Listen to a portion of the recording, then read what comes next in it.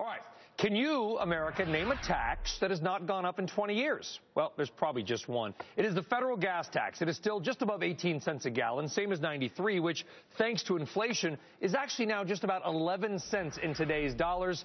The Federal Highway Trust Fund not only broke, but for all purposes probably needs a bailout, all while the roads and the bridges crumble. But doesn't a gas tax also penalize those who can afford it the least? Let's discuss this with former Pennsylvania governor and CNBC contributor Ed Rendell and the Cato Institute, Dan Mitchell. Governor, listen, I don't think anybody out there likes taxes, but we also don't like to drive our car into a giant sinkhole or have the bridge that's underneath us collapse. How severe is the financial situation? Well, the trust fund is going to be out of money in October if we don't do something, number one. And number two, if we wait till October and just kick the can down the road, we're going to miss next year's construction cycle, which is going to really contribute to the roads getting even worse and bridges in dangerous condition. Dan, you want the roads to be good, but you say leave it to the states. Yeah, I drive to work every day. I like potholes about as much as I like high taxes. So to me, the solution is let's get Washington out of the business. And where I live in Virginia, I have much greater ability to reach a politician, to convince a politician that a road needs to be fixed. I don't want to grab money from taxpayers in Montana or Texas to fix my roads in Virginia. And likewise, as a Virginia taxpayer, I don't want to subsidize what's happening in California or New York.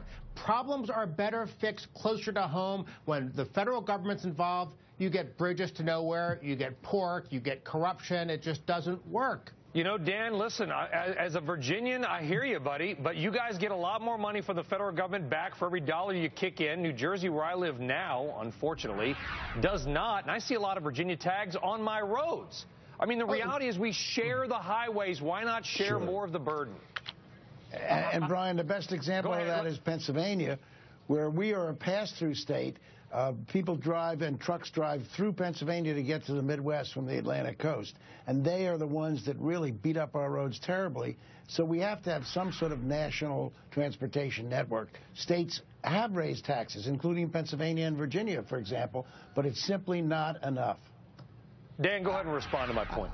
I'd much rather have Pennsylvania, using the innovation and thinking of Pennsylvania lawmakers, figure out, okay, maybe we should put tolls on trucks that drive through the state. Let's figure out what we want to do to fix our own roads and not try to come after taxpayers elsewhere. All this cross-section is what's got us into the mess we are right now. Yeah, New Jersey is horribly screwed by the entire federal budget. You're one of the worst off states in terms of dollars going in versus dollars sent to Washington. So why not go with genuine federalism, which is what our founders wanted? States making their own decisions on their own programs.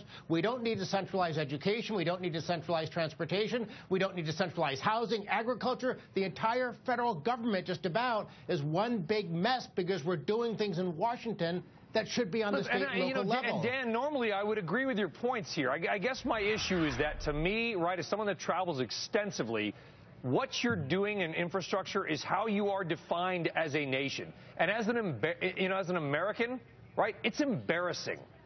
Our roads, our bridges, our airports. Joe Biden was right. I never thought I'd say that.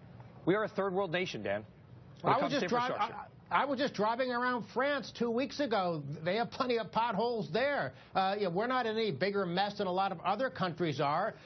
So the question you have to ask yourself, does it really make sense to send money in a leaky bucket to Washington and then have the politicians, looking out for their own states and districts and campaign contributors, then send the money back in a leaky bucket to the states? Let's get rid of that extra layer of bureaucracy and let the people who are closest to the problem solve it.